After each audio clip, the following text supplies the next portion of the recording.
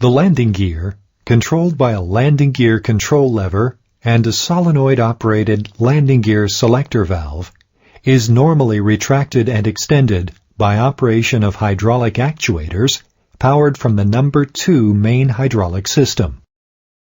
If the number 2 engine fails at takeoff, an alternative power source for retracting is provided by means of a power transfer unit, PTU.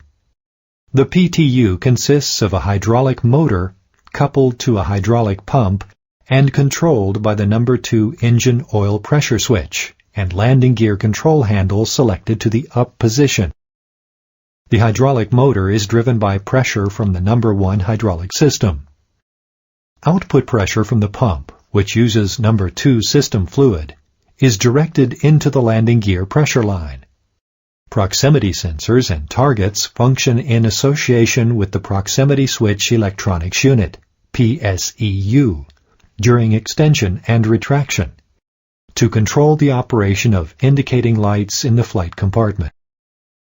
The operation of the main and nose gear doors is sequentially controlled by proximity sensors and targets, together with the mechanical and solenoid sequence valves coordinated by PSEU outputs.